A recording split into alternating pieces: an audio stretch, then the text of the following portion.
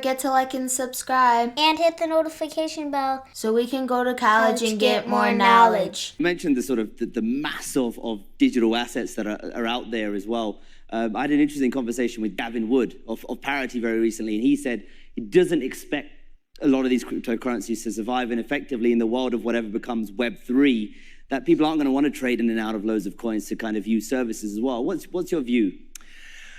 I would echo that. This is a number of years ago during the ICO boom, and I think in some ways the ICO boom wasn't particularly great for crypto, but some good things probably came of that, just like what's going on with stable coins.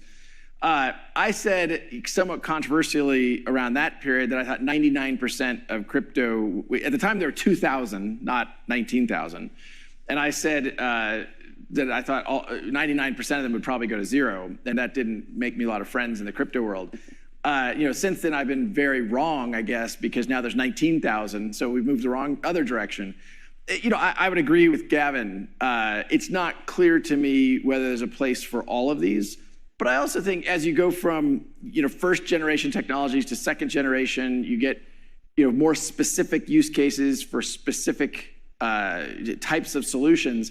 And look, I think we even have seen with what's going on in the NFT market, the gas fees associated with NFTs are in some cases astronomical. And are the underlying layer one technologies able to support NFTs in the kind of first generation? And I think we're finding probably not. And we need to find better technologies that can support NFTs, because I don't think NFTs are going away by any stretch. So, when it comes to all of those coins, do you expect there to be some sort of, some inevitably will collapse. We've seen that already. But in the end, just a few hundred? I would go with scores. Yeah. Maybe more than dozens, maybe scores. But, do we need thousands? I'm not sure. I don't. Now, I would also say, though, look, there are thousands. How many internet companies are out there solving, some of the very small use cases, not big markets, very specialized? That's a healthy thing. How can you use IP-based technologies to solve very narrow solutions? That's okay. It doesn't, you don't need a huge market. I do think, though, that sometimes when you have these new kind of almost Precambrian formative stages of an industry, that you have sometimes that experimentation, we're figuring it out in some ways. And I think some of the layer one technologies are here to stay for sure, and they will solve different use cases. Yeah. I'll get back to the NFT point since you mentioned it again, but I just want to get back to the regulation, of course, extremely important topic.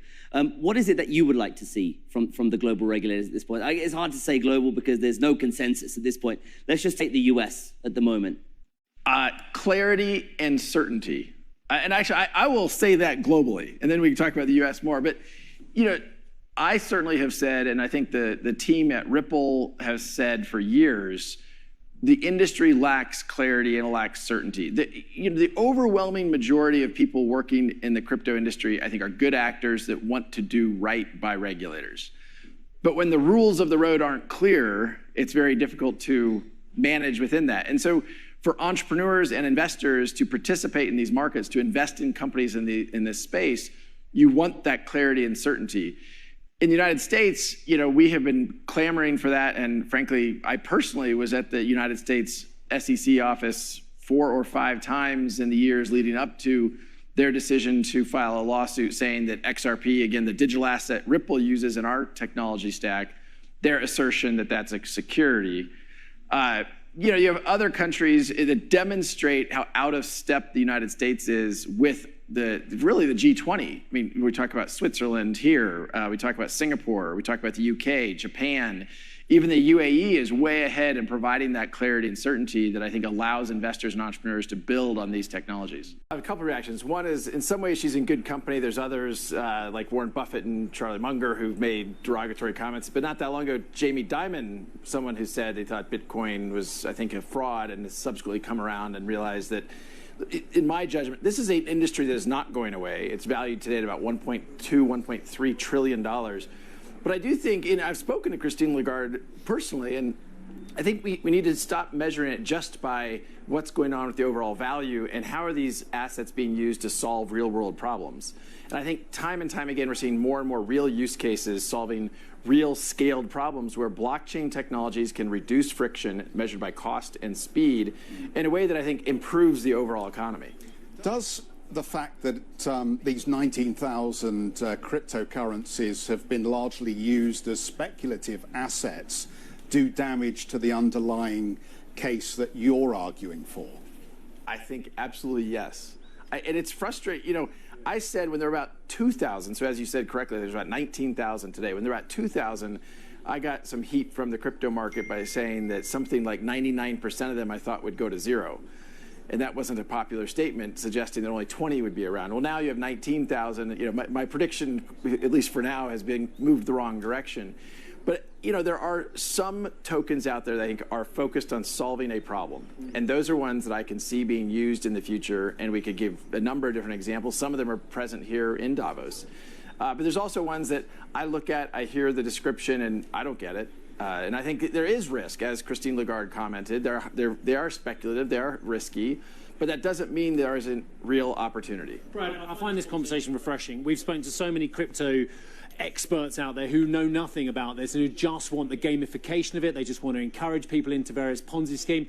I hear what you're saying. We're great fans of what blockchain technology can do, but just to categorically say, you think most of these products are just going to disappear and investors are going to lose their money over the coming years? I think there's a high risk that, well, certainly when you say most, meaning more than 50%, I think there's a high risk that most of this fails. How many fiat currencies in the world are there? About 180? Look, there is clearly examples where these can be used. What Ripple is doing with our digital asset that we use in our technology stack called XRP is solving a cross-border payments problem. And that cross-border payments problem we all have experienced. When you're moving money cross borders, it is slow and it is typically expensive. There's no reason we can't use these technologies to solve that problem. I hear you. And do you know what? I think more regulation, better, then we can all know what we're trading with. Why don't you want more regulation on XRP? Why are you in a big fight with SEC's Gary Gensler that's just going on and on? Well, it is going on, and that's frustrating. Gary Gensler was quoted as saying that justice delayed is justice denied, yet at every turn the SEC has been slowing this one down. Look, we were the ones advocating for years that we needed regulatory clarity in the United States. And then for the SEC to say, hey, even though it's not clear, we're going to bring a civil lawsuit saying that XRP is a security, we find to be a bit ironic. I'm actually advocating for regulatory clarity. I've been not for XRP to be a security. I think most crypto assets are not securities, and I think they are clearly commodities, and they are regulated. I mean, when people say, as Gary Gensler has said, this is the Wild West, that is not true. We're a regulated company by many different regulatory bodies today, and outside the United States, you have the regulatory clarity.